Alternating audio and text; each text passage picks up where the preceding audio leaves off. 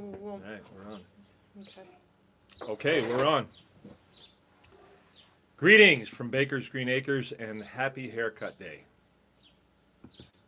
Ducks and Clucks is back with us. I thought maybe I said something to offend you. I haven't seen you in a while. I got a haircut today, as you can see. My wife cut my hair, and I haven't really looked at it yet. That was at 10 o'clock this morning. I haven't been in the house since. Welcome. I'm Mark, coming to you from Baker's Green Acres. Um, this is our Wednesday evening live chat. Anyone can farm homesteaders extravaganza, and we have moved the time to 8 o'clock, which I'm sure you know. Ducks and Clucks has been very busy. I see that. What's Hey, neat he about super chatted you too.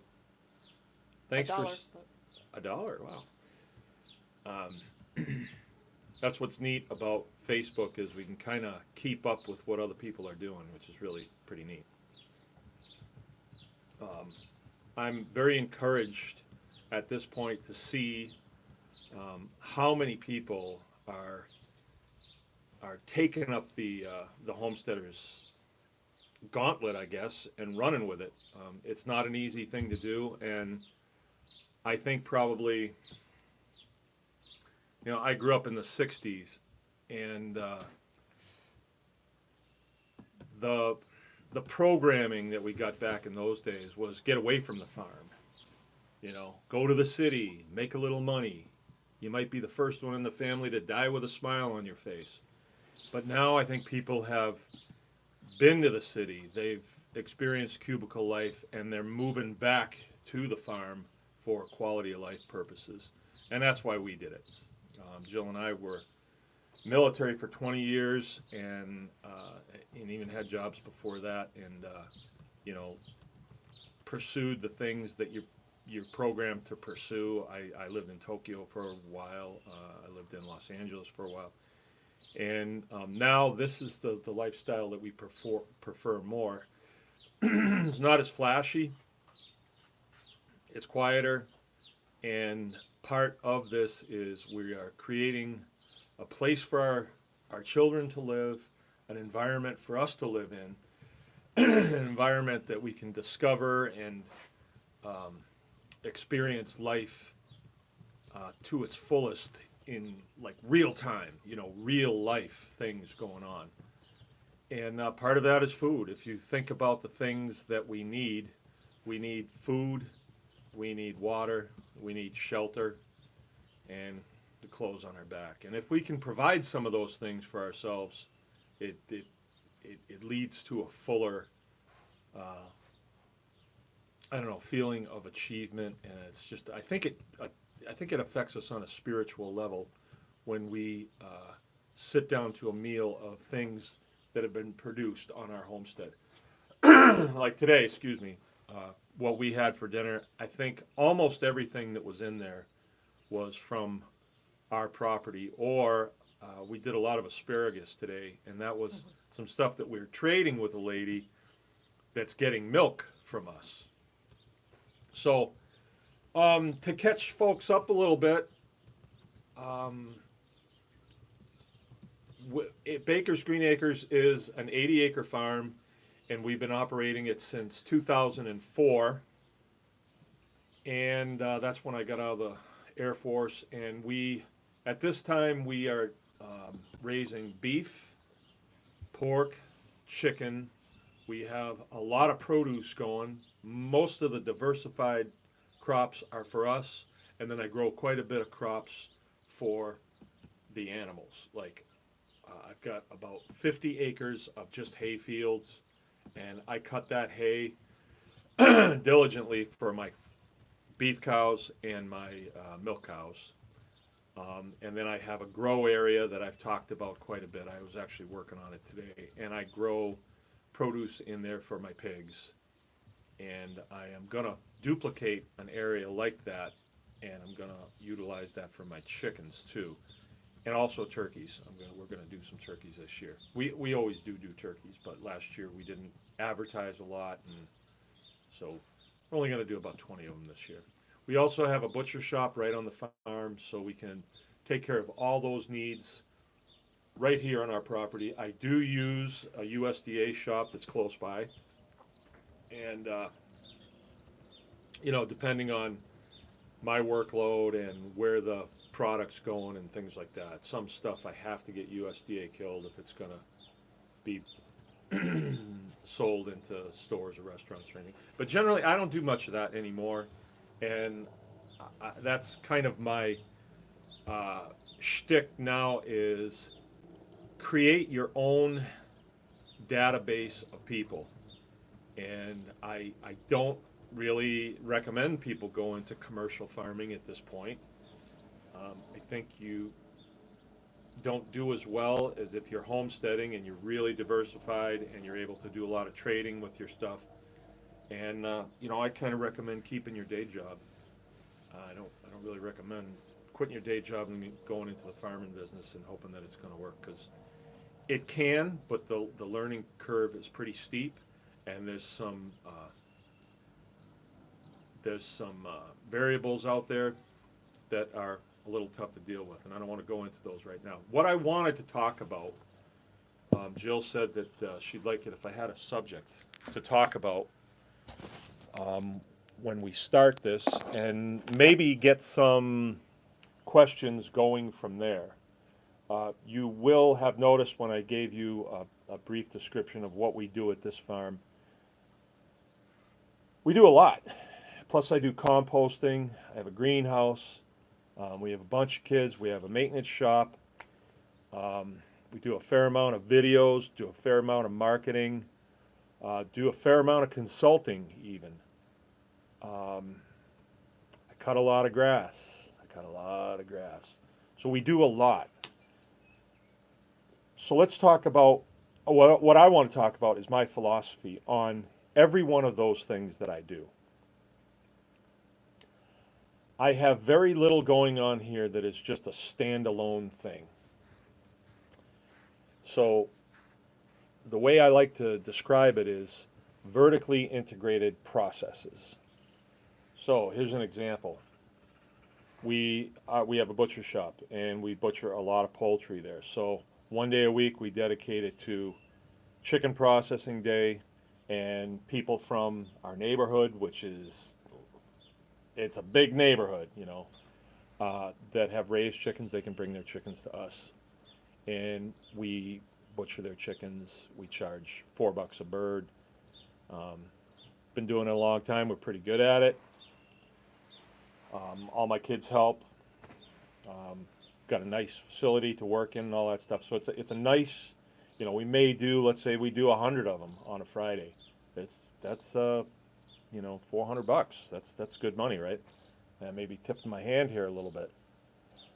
But let's say we do 200 of them, which we are capable of doing. And there are some times when we do that. Well, that is a chunk of dollars that comes in that we can use when we need dollars. Like, we don't need to go to the store to buy chicken. We never go to the store to buy beef. We never go to the store to buy pork. And we never buy chicken. I mean, we buy very little produce. Most of what we have, we trade with people. But anyway, that business is a pretty nice little business. It's not the be-all and the end-all. It's kind of a facet of what we do. We've wanted to get rid of it for a long time, but it keeps coming back, so it's one of those things I guess we're going to stay with. And then we do turkeys at Thanksgiving time. And what it does, it provides a service for the neighborhood, which is pretty big. Some people say, well, I wouldn't raise chickens if bakers didn't process the chickens for me, because I don't want to process the chickens. And we're willing to do it.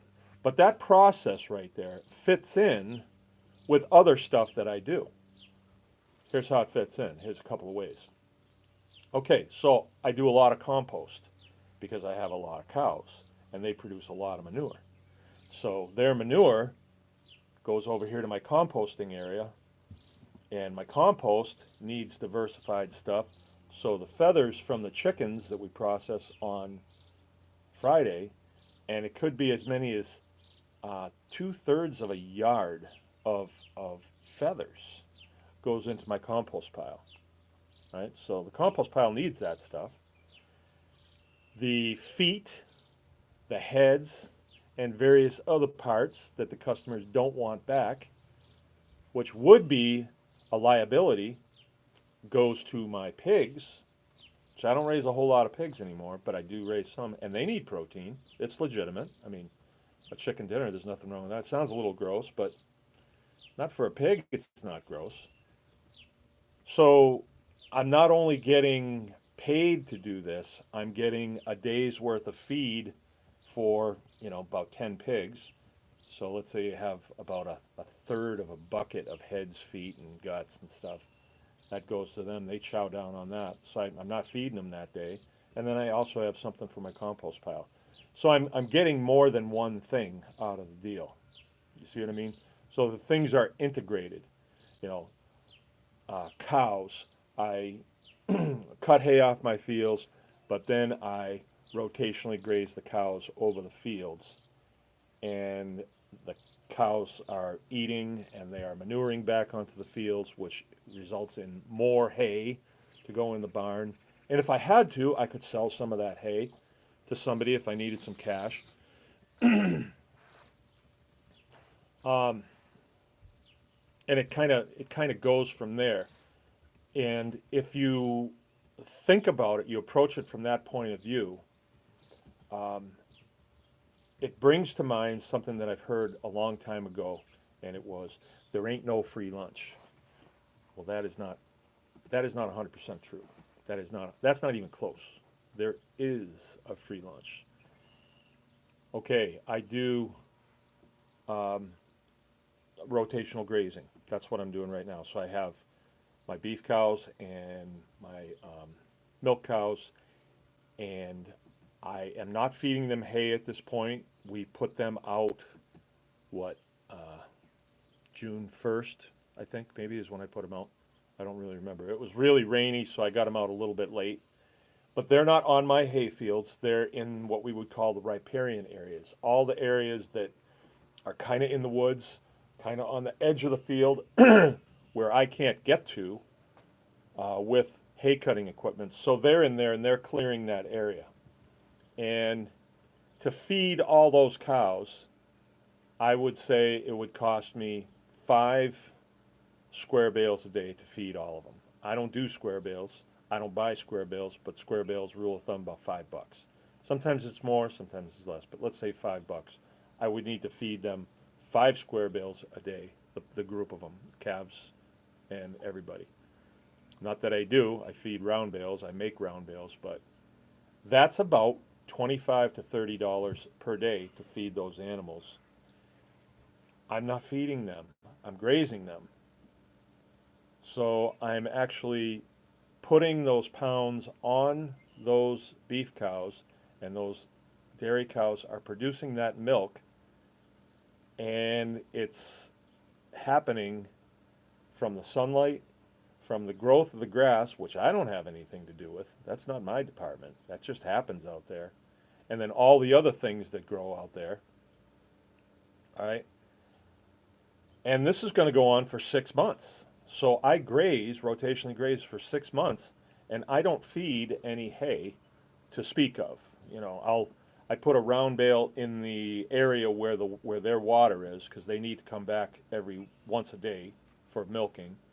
So I put a round bale up there in case they want to eat. And if it was extremely wet out, really heavy duty rain, and they were in a bad area that would be damaged, then I would move them up.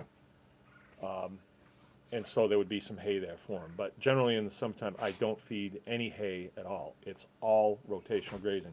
And then I'll cut a field, maybe for my second cutting. And after I get my second cutting off, I'll let them go on it and take anything that pops up.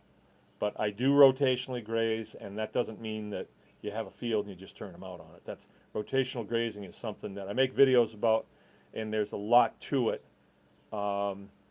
It's not brain surgery, but you got to understand the health of the pasture and moving animals and stuff like that. Yeah, Jill did see your question. She just had to go refill her coffee cup. No? Tim. Was his question about his garden? Probably, Yeah. but let me finish my rant here. Yeah, okay. All right, Go on. so that process interfaces with my hay cutting process, right?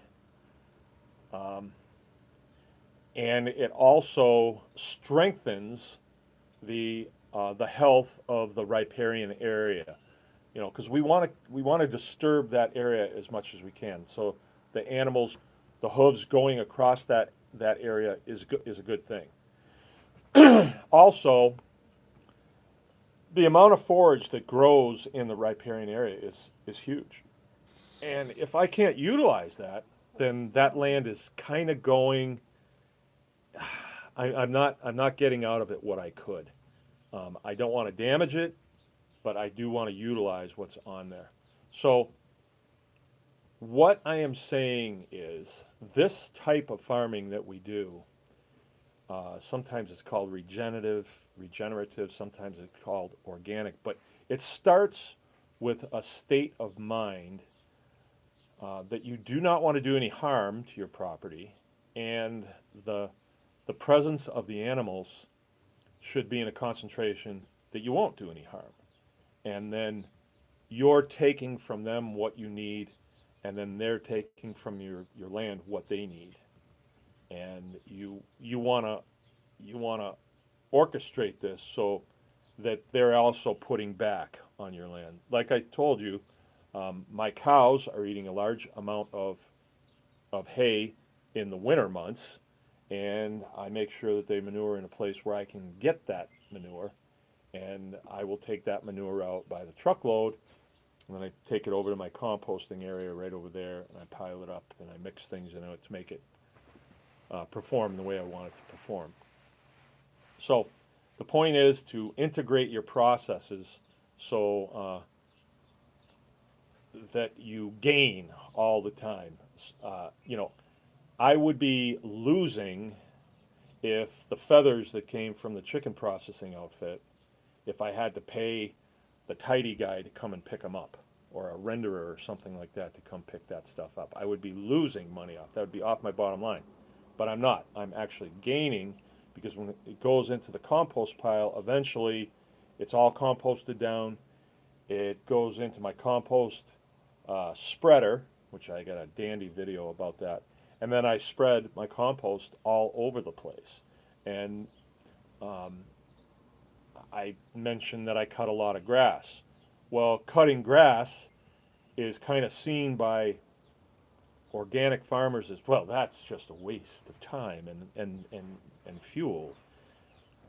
Well, I don't feel that way. I like to cut grass, right? Like I like to go to the movies sometimes.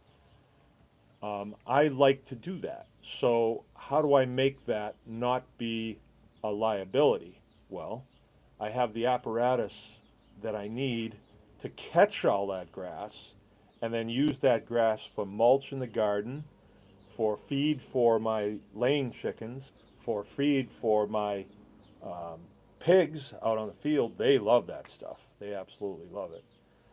So when I'm out enjoying cutting my grass and I'm enjoying the way it looks when I look out over it and it looks nice, I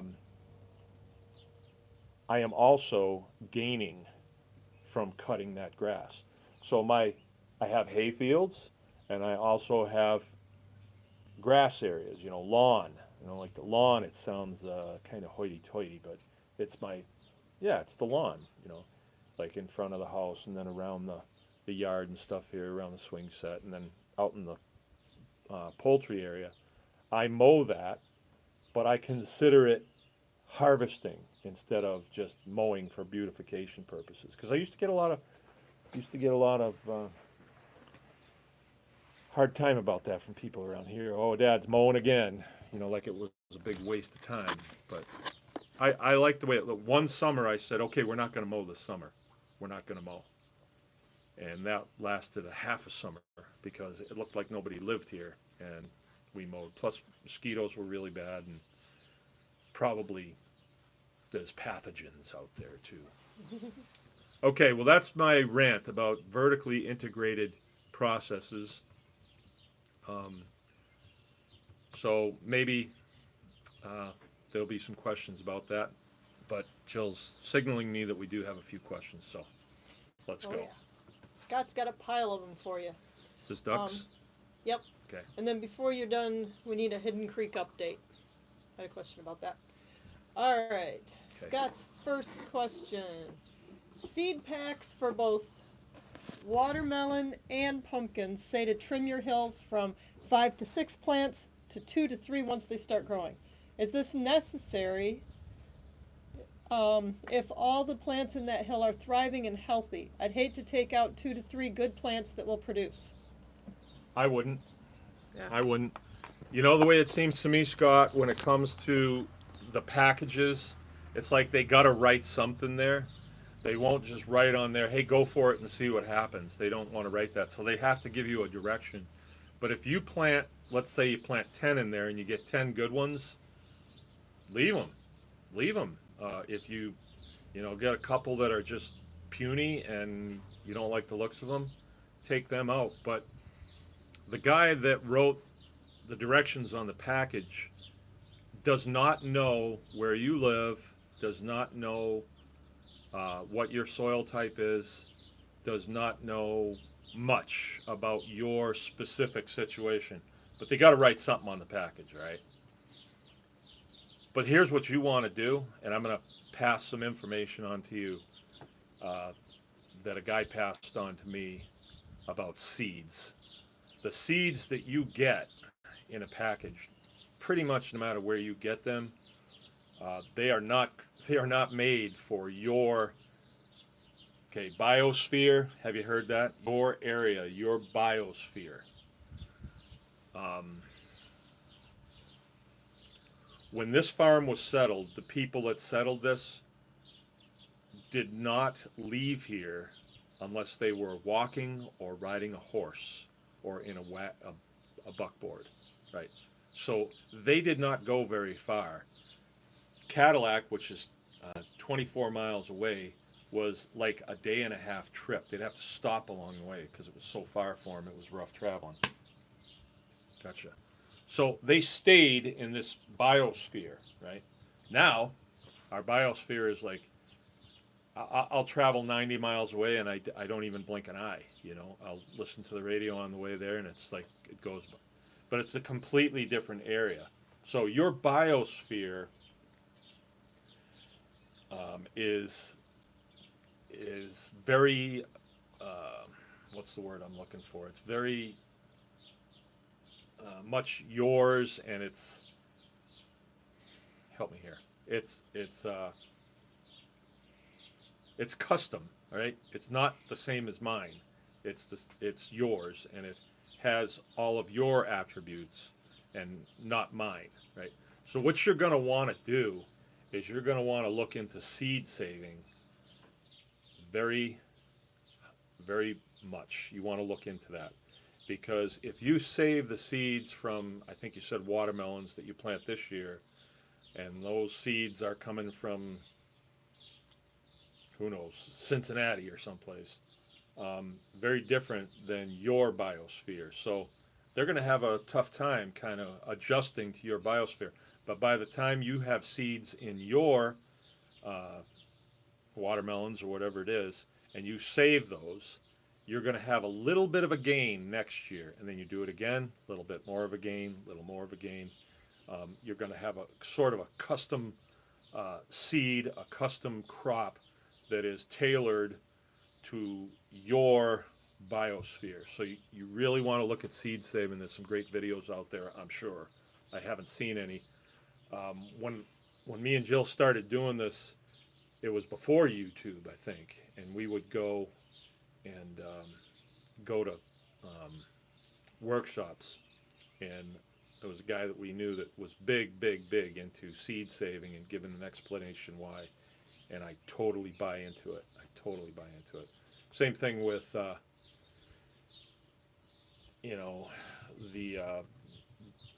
plants that grow around you. Say you've got lamb's quarter out there in your field. It's been seeding and reseeding and growing for who knows how many years, right? So it's well adapted, and you wonder, gee, I wonder why these weeds choke out my rutabagas. Well, the reason is your rutabagas, you're bringing them in from Alabama, let's say. It's a totally different biosphere, and there could come a time if you seed save enough and stay on top of it. Always give your seedlings the advantage that they'll choke out the weeds. That's what you really want. So I hope that helps. And actually, I plant 4 to a hill usually, and just let them all go. Yeah, do it, So. Scott, and then see what happens. And then next year, if 4 worked and it worked okay, then next year plant 6 or 8 and see what happens. If it doesn't work out and you have to stay with 4, like, your area is your area and it's going to be custom to you. I still missing a word there. Okay, stand by. Okay. Okay, he's got another gardening one.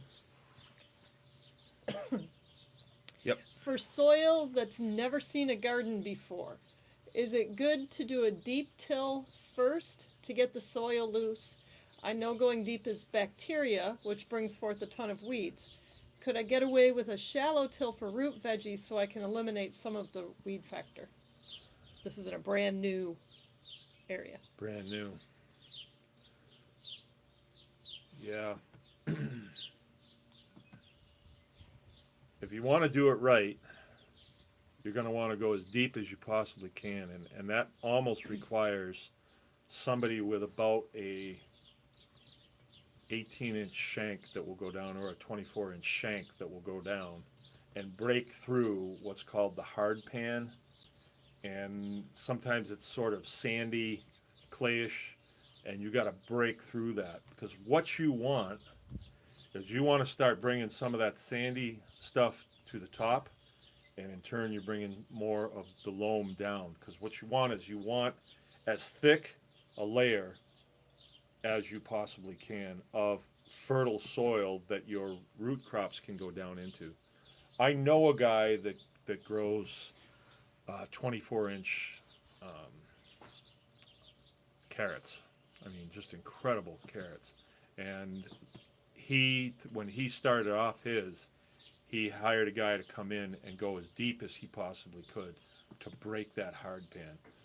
There's an awful lot of micronutrients that are way down in the soil, or way down, deeper than 24 inches, that we're relying on trees to go down and break through that hard pan. But then when you move all the trees out and you're just going to make a garden, pretty hard to bring that stuff up. So if you're going to do it right and you have the wherewithal to do it, I would do it that way. And then I would never do it again. I would rely on, when I rototill, I'm only rototilling down maybe 8 or 9, 10 inches at the most. And I'll do that real early, but then right before we plant, we're just taking rakes and going over it just only about that far. So yeah, I would do that. And once you've done it once, there's a process called double digging your beds, and that is something that you could look into to make it as deep as possible. The other route to go is just go down 8-10 inches and then do a raised bed above that. So then instead of bringing the whole garden up to the level you want, you're only bringing the bed up to a level you want. That's another way to do it. I don't like doing that because, well, I have so much space that it just doesn't work for me. We did try it a couple of times, but it didn't work for me as much as I'm doing. I didn't find it beneficial for the way I want to do it. Because, like I was telling you, like I like to fence my garden off when I'm done for the year and put pigs in on it. So they'll dig it all up and take all the refuse out. They'll eat everything that we leave in there. and make good use of it. Plus, they perform another function. They're manuring in the garden, which is not bad. Even at the beginning of the season, if they manure in the garden, I mean, you're going to hear all this stuff about pathogens, but don't worry about that. People have been doing this stuff for years, and it's all of a sudden now it's a huge problem if a deer gets into an orchard and poops, But don't get worried about that stuff. So yeah, that's what I do. All right.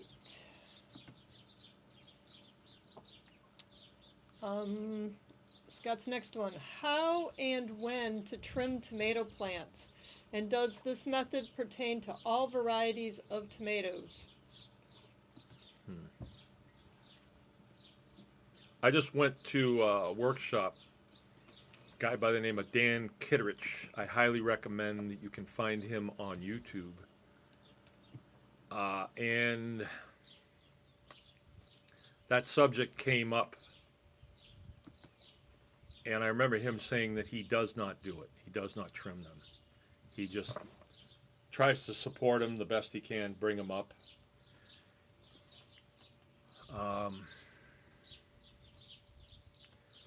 I know that we've always tried to take the suckers off of them, but a lot of years we don't. And I don't see where it really helps to take them off. And the guys that get the most pounds per plant, the way they do that is they will trellis the plant up, give it something to climb. And my father did this too. He would put a big post up on either end of the row and then a wire across that, and it had to be pretty stout because we had 50-foot rows, and then drop hemp rope from there, and then start the plant going around that hemp rope. And I remember in the later days of our garden, all it would be a bunch of twine, like 10 pieces of twine, and then you'd have different parts of the plant would climb different sections of twine. Say like you hang 6 pieces of twine, like baling twine, and then start the individual branches climbing, right? And they would go right to the top and over the top and start coming down the other side. And this guide wire was up 10 feet. And the amount of tomatoes that came off of that was incredible. But the reason that people did that was so you could get your plants up off of the ground, and then there's an area to work in between the rows. That's why people did that. But I know in our garden sometimes they get away from us, and the trellis will fall over or something, and those things will just go crazy all through the garden. They'd be finding these great tomatoes all over the place. We never get all that serious about it because we just grow a ton of tomatoes, and we always have everything we want. A lot of our tomatoes we're called direct feeding. There's direct seeding where you go out and you directly put the seed in the ground. But then there's direct feeding where your children go through the garden like it's a supermarket and are just gobbling, right? And I do that too. I can't. It's good stuff. That's direct feeding. So yeah, that's what I know about trimming tomatoes. You're going a little technical on me there. I don't think about it all that much, to be honest with you. I'm not a commercial tomato grower. But we go through and take the suckers off the tomatoes. We have, then some years we don't. Yeah, I go through and I kind of do. And I get all different kinds of varieties of tomatoes, and they all seem to grow about the same. So yeah. I even had tomatillos last year, and I think I trimmed those up a little bit. So remember soil test? It's a great advantage. In everything that we do, we take every advantage that we possibly can that is fair. And if you get a soil sample on your garden area, send it into Logan Labs, and then do exactly what they tell you. Everybody has great results with Logan Labs. And there's still plenty of time to do it. Even, no matter where you are, there's still plenty of time. Do you have anything else? Oh, yeah. Stump the dummy. This is companion planting. And I actually have a video that I made, and I'm posting it. I don't remember if I have it scheduled for either tomorrow night or Saturday morning, Scott. Saturday morning on YouTube, and maybe earlier on Facebook. But his question, from your observation, what veggies are planted next to one another to best complement each other? I think this pertains to pollination somewhat. So, if he wants to stay tuned for the video. Stay tuned for the video, or Back to Basics book or and Back the to guide. Basics, look in the guide. Yeah, because, there's 50 types of, things that you could be planting in your garden, and, I don't have them memorized, but it definitely makes sense. I think we read the books and were pretty serious about gardening at one time, but now it just seems to work. It's kind of like when you first start a process, you do a lot of research on it, and then you get a handle on it, and now it's just we tweak it a little here and there, do different things. We went to see our naturopath lady the other day, and she told me that my pancreas doesn't work the way it used to when I was 40 years old, so I should not eat potatoes, bread, or sugar anymore. So we won't be planting a lot of potatoes, because if there's potatoes, then I will eat the potatoes, so I'm not supposed to eat potatoes. So. Or sugar. That's a different kind of companion planting. Yeah. That's planting for your constitution. Yeah. Which is also, I should make a video on that. Yeah. Ooh. Planting for your blood type. Thanks for the great suggestion, kind of by the way, Scott. Okay. Next question. What organic mixes can I use to rid the veggie garden of insects eating away at the leaves of the plants? Yeah, that's a really good question. Insects are in our environment for a reason. They provide us with a vital service. So when they're showing up, you got to ask yourself the question, who invited you guys? Why are you here? And if they could tell you, they'd say, oh, well, your plants there, they're getting ready to die because your soil doesn't have the correct nutrients in it. So we're just here to clean up. We're just here to take up the slack for you. Oh, well, I don't want you here. I want my plants to do well. Then if you want your plants to do well, then you have to do a soil sample, and you have to have the correct nutrients and minerals in your soil, and you will do away with 90% of the bugs that you have. And you can even have really rich soil. Last year I had some beautiful soil out by my shop where we used to have a boar pen, and we did away with the boar pen, and soil out there had been worked for years and years and years by pigs being in there. And then I rototilled it. It was just as rich. I could not help myself but to plant in it. So I did. But I got these squash bugs that came, and they were just wiping me out. And they came after the plants had already run. But the squash bugs were wiping the plants out. And I did finally resorted to using some stuff that we used to use years ago. It's called 7, and used it on them. But that's really not where you want to go. You don't want to always be, like, if you have a headache, it's not because of a lack of an aspirin. That's not why you have a headache. But the aspirin will help with the headache. But you got to figure out why you have a headache in the first place. You're not getting enough sleep, whatever. eating too much ice cream, them 15 beers you drank yesterday, something like that, that can give you a headache, believe it or not. So if you have a problem in your garden where you're drawing a lot of insects that are wiping your garden out, you got to look at the soil and figure out what amendments you need to make to it. And I'm not talking about just the NPK amendments.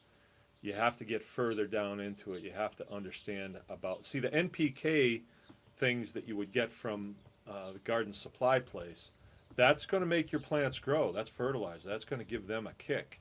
But then if you draw a bunch of insects, then they say, oh, well, here's the chemicals that you spray on there. You know, it'll kill these bugs, probably won't hurt you. You'll be all right. But that's not the route you want to go when you're feeding your family. You don't want to be spraying stuff on it that will kill bugs. And what else does it kill, you know? I think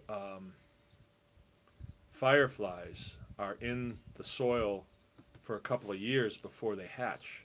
And when you spray chemicals like that on your garden, it kills them. So the unintended consequences, you're always, you know, you're always overdoing it, and then you have to go back this way. So you don't want to do that. You want to do the soil samples.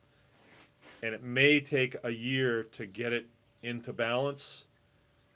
And in the meantime, I guess you're asking the question, what organic potions are out there that you can use? About the only one that we ever had any luck with was that Fell's Naphtha soap. Right. And I need to get that recipe up. So I will do that, and then I'll post a link to it when I've got that. I've got it on my list to do. Okay. So that's about all I know on that. We weren't always like organic people. I mean, I one time a guy told me, oh, if you want to get rid of all those weeds in the rows, just go out there with some Roundup and spray it on them, you know. And I had heard that Roundup was safe. I mean, the company that makes it says you can drink the stuff. So, but Jill didn't like me to do that. She did not want that happening because she just had an instinct that it was not good. So I waited till she wasn't home. And I went out there and I sprayed in between the rows. But I didn't know as I was walking through it, and then I walked up to the house, and it made footsteps all the way to the house that magically appeared about 3 days later. Bagged. You know, you were talking about enriching the soil. So along with when you get the Fell's Naphtha soap solution mix, you can spray that on the top, but then give them a shot of liquid fish, or there's you know, some of those natural mineral supplements, kelp, those kinds of things, to feed nutrients right into your plant. Yeah. And you can foliar spray. There's different organic mixes, but just to give them a little more nutrition, to give them a better immune system, and that'll drive out the bugs as well. Right. That's called foliar feeding. Yeah. We got some really good information on that from Dan Kittredge. Some of the materials that you're going to be using to bring your soil up to speed is things that you wouldn't think, but you'd be surprised, like putting salt water out on your soil, rock dust, rock phosphate, kelp. Can't go wrong with kelp. Kelp is good for anything. I don't know about kelp coming out of the Pacific Ocean because I heard Fukushima is contaminating that whole area, so I don't know about that, but the kelp that you get out of the Atlantic I think is okay. We go through a lot of it because nutrients are huge in plant and animals' lives. So, like I said, I take every advantage I can. When I was in the military, I'd say fair or unfair, but in farming business, I don't believe in unfair advantages because you pay on another level. But with, like, say, milking my cow, I milk my cows to provide milk for my children, because that gives them an advantage to have whole milk. And to make that whole milk be the best I can produce, I wanted an A2 cow. Well, I got one of those. And then I will give her the things that are going to make her, that are going to enable her to provide a milk that has as much nutrient in it as possible, because these kids are drinking it. So I'll put kelp, just a handful of kelp on her. I give her just a little bit, like 2 cups full of a grain mix in the morning, and about a half a loaf of bread on there. And I do that more just to entice her to come to the barn. But she's out on full grass right now, and I mean, we've got some really nice soil out in those fields. It's producing some really nice grass, and you can tell because the cows are they're as happy as they could possibly be to just be out there. So, next question, please. Yeah. Okay, this one, I know you don't like corn, but what about sweet corn and feed the rest of the field for pigs? Oh, I don't dislike corn. I mean, that was another thing I'm not supposed to eat is corn, like sweet corn, but I don't care. I'm gonna die happy. Corn's a great thing. I don't like the way it's being utilized. And when I say I don't like it, I'm not leading a crusade to stamp it out. I'm just saying that the way they're using it in the community that I live in, it's not going to work for me for what I'm doing. So they'll grow a field corn, let's say, and it's a hybridized corn, and it's Roundup ready. That means they can spray Roundup on it, and it won't hurt it. But the Roundup will kill everything else, right? Even if it blows in the air over onto your field, it will kill your field. I mean, it's potent stuff. So I don't like a corn that's sprayed with Roundup, and then we're going to chop that up, Roundup and all, and feed it to the cows. I don't like that. It's not that I don't like corn. I just don't like that process. The corn itself is fine, but I don't like the chemical farming. That's what I don't like. And it's not like they can do what they want. They have the right to exercise their process however they want. But I'm not going to do that. I don't use Roundup here. So if you're going to raise a field like with a lot of forages on it for your pigs, by all means, grow all kinds of corn out there. And when you've had all the corn that you want, let's say, there'd be a smart way to do this. Grow a bunch of it out there and grow other things with it, like field peas or beans and squash. And then when you've taken off that field what you want, then turn your pigs in there and let them have the rest. I think that's a great idea. And we've done that quite a bit. It's called the Three Sisters. When you plant corn, beans, pole beans, and pumpkins. And Indians used to do that. And that's companion planting. And it just makes this field of a massive tangle of edible stuff. And you can eat off of it as well. And then when you've had everything you want, turn your pigs in there. The pumpkins, you may have to go in there with machetes or baseball bats or shotguns to break them up. But if you've got kids, I mean, they'll enjoy it. All right. Clay Saunders joined us, and then I'll ask you for that update about Hidden Creek. Okay. Any pointers for nursing newborn piglets? Thank you. I wonder, does he have some that are orphaned? Depends what's going on, Clay.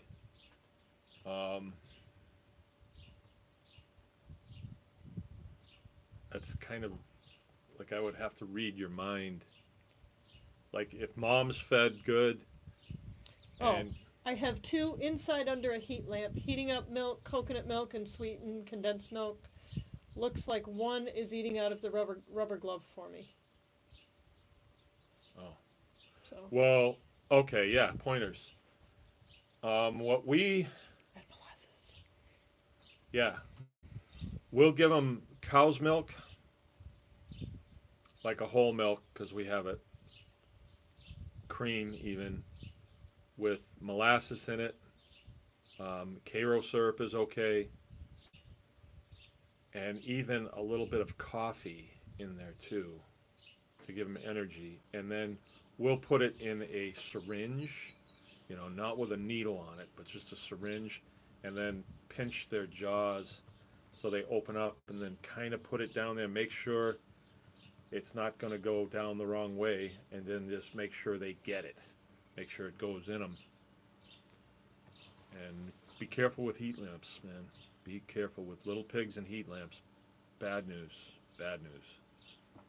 We just had a guy burn his barn down with heat lamps not too long ago. Heat lamps are bad. Electric heat lamps are bad. A better way to go, you probably don't have one, but we have these really hard plastic mats. We use them for puppies too. But you plug them in, and they're hard, and they're very, very safe, so long as they're on a hard surface, and the animals are just on there, and it radiates up through them. I know that you got to do what you got to do, but keeping them warm. What else do we do with little pigs when we bring them in the house? We try to get them back on their moms best we can. If she won't take them for whatever reason, Oh, the nipples that they make for newborn goats sheep and goats. work. Those work really good. You snip a little bit off the end, and that's just the perfect size for their mouth. Yeah. Hope that helps. If not, call me. Yeah. All right, update on Hidden Creek. Okay, Hidden Creek. How much time do we have here? It's about 10 minutes. 10 minutes. For those of you that don't know, Hidden Creek Farm was they're a 18-acre farm in Muskegon County in Dalton Township. Remember that, Dalton Township. And they were sued by their neighbor. And when the neighbor sued them, the neighbor inquired at the township, and the township was like, farm? In our township? And then the township sued them as well to shut down their operation. Farm to Consumer Legal Defense Fund got involved. Michigan Small Farms Council got involved. And then what I would call the Alliance got involved. The Alliance is just, it's a group of people. It's not a roster. It's just an alliance of people that are in the farming business or patronize farms. Just patriotic individuals, I would say, that believe in the Constitution as the supreme law of the land, and in turn don't like the oppression that's going on of small farms. Hidden Creek Farm was whacked with 2 lawsuits in one day. Both lawsuits were served by the same process server on the same day. And the township is still claiming that they are not suing the farm. It's not true. I have the lawsuit here. There's a township meeting that's going to be next Monday on the 10th. And if you are close, please go. You can go to the Dalton Township Facebook page and find out the times, but it's imperative that we show up. You don't have to go there and arm wrestle anybody. You don't have to bring a picket sign or anything. Just show up and dress the way you want. I mean, that's the power that we have as people. The township is in violation of so many things by suing these people, and basically what they did is they sued them, so they have an attorney on retainer, and so the attorney has a lawsuit, and takes a bunch of language out, puts some new language in, and changes the names. And then they serve it to these two young people. They're in their late 20s. And they have no choice but to either comply with what the township wants, or they have to go and retain a lawyer, which costs between $25,000 and $5,000. And then the lawyer, you never know what they're going to do anyway.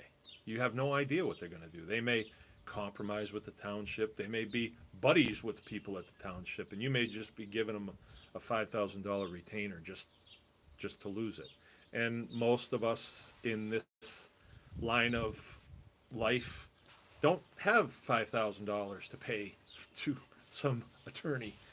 And so townships and counties are pushing people around, especially in Michigan, really bad when it comes to farming operations. And these people are just trying to make a living. I mean, they're not doing anything evil or wrong.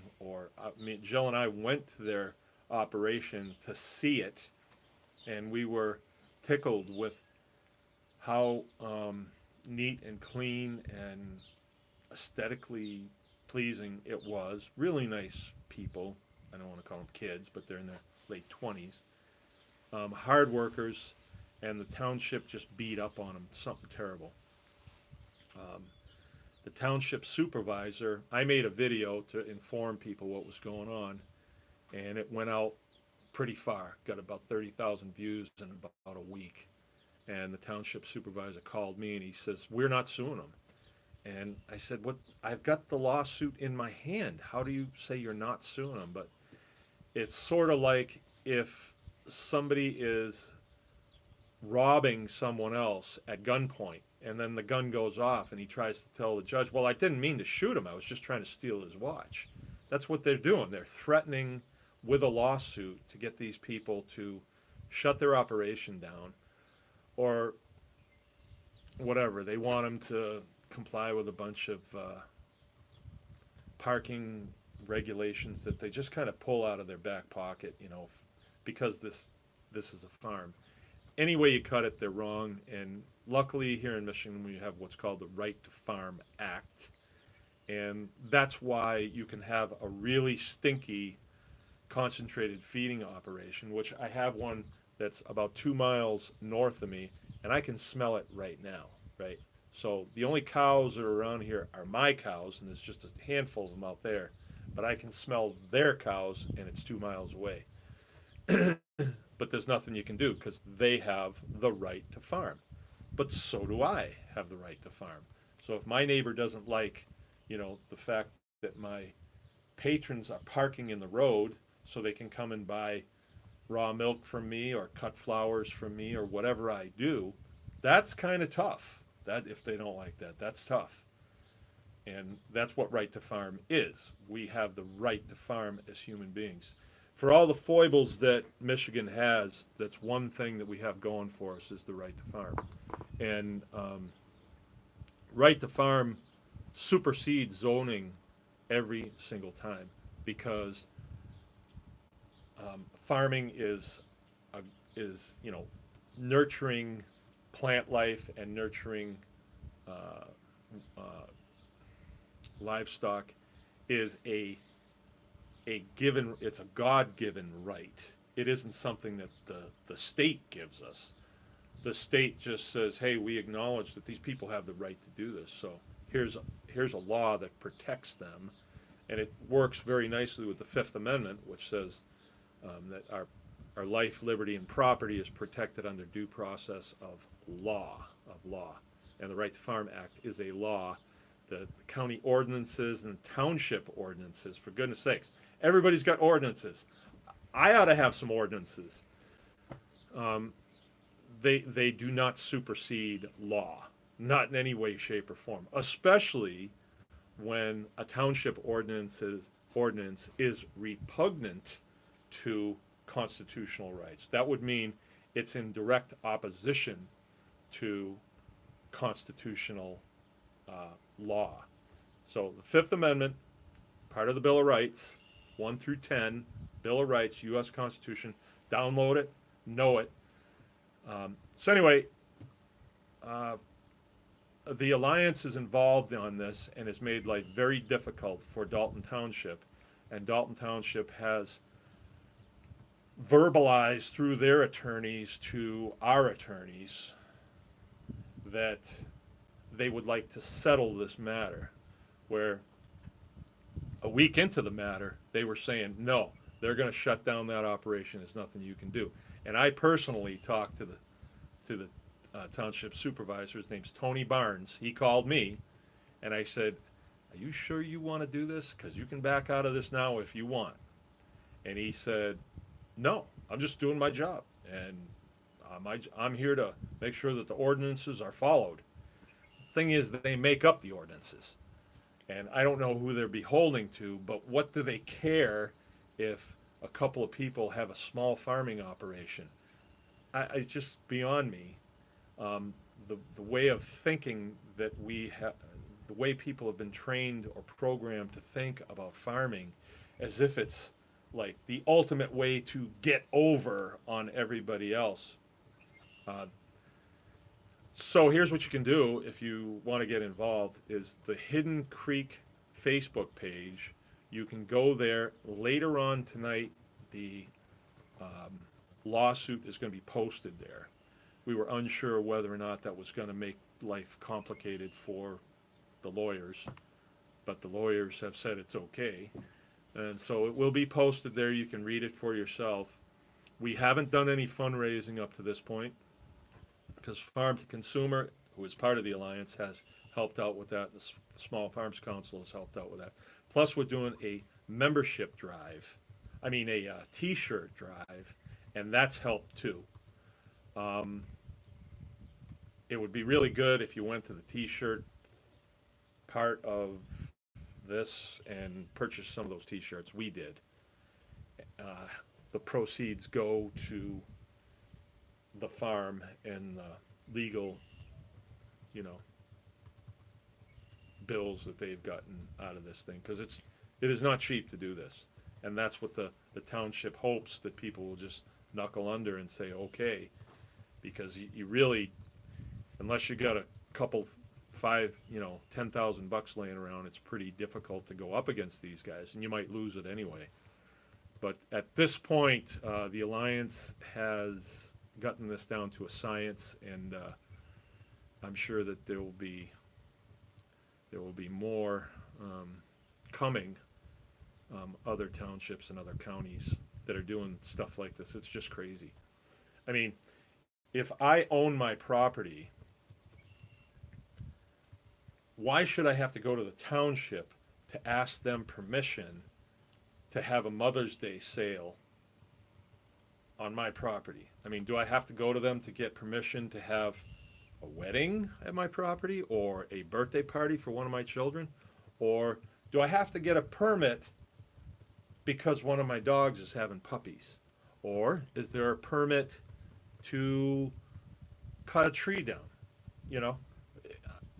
I'm not kidding about some of these things. They think these things up and they say, oh yeah, you got to have a license for this, you got to have a license for that. And then we'll even hire a guy here to make sure you have a license for this and that. It's just absolute craziness what's going on. And it needs to be pushed back on, and pushed back on very, very briskly. Otherwise, they will dream up more and more things that they can think that you need to do, and if you don't, you're going to get a fine from them. I have a friend, she's probably listening now. She's got a place down in Taylor, Michigan, and they have 5 guys that are ordinance enforcers that drive around, and they're checking to see that the length of your lawn isn't greater than 3 inches. And if it is, you'll get a bright neon, tag on your front door, and you got to have that mowed in like 3 days. And if you don't, $250 fine. And you can't fight it because the judges are, they're with it. They're with the program on this whole thing. It's just it's craziness what's going on. But any place we can push back on this, we need to, and this is one place where we can push back on it. Luckily, the people who are doing this to Hidden Creek are elected officials, so their time is short. They can either be recalled and that is being researched right now. But wouldn't be very hard to recall these people. They didn't get many votes in the first place. But nothing else. In the next election, they just need to be voted out. You need to get quality people in there that are going to be interested in your constitutional rights and the oath that they take. When you are in public servanthood, when you agree to a hitch as, let's say, a township supervisor, it's not a career. It's you're gonna knuckle through this, and you take an oath to protect and serve, or protect and defend the constitutional rights of the people that you're serving. And so that requires that you have to read the Constitution, and you have to believe that the Constitution is the final word. But I talked to this guy, Tony Barnes, and he said, no, it's not the final word. It's a living, breathing document. So it's living, breathing document. That kills me. So that means he can say it says whatever he wants it to say, basically. And it seems to me like the township is just in a self-sustaining little business there, and the people that work there seem to be parasitic in nature, and they get really creative in taking wealth from people who have created it, and they do not create wealth in any way, shape, or form. I think there's way too many people working there at this particular office. I mean, my township here is 4 people, and it's every other week they meet on Tuesday night or something, and it's just for an hour or two, and then they go home. It's not a full-time gig for them, and my township seems to function just fine. You wouldn't even know who they are if you didn't know them. So that's that.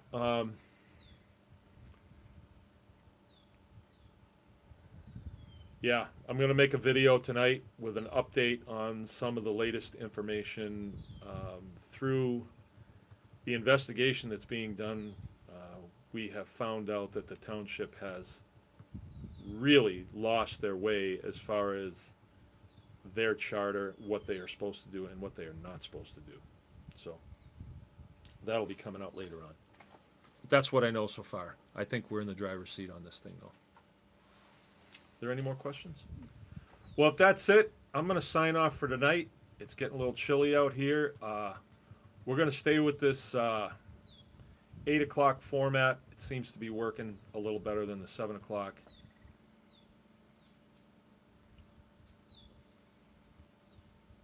I can't read that one. No yoke upon man. That's the first sign I would make. Your culture is to farm, and I have not looked back for many years. Yeah.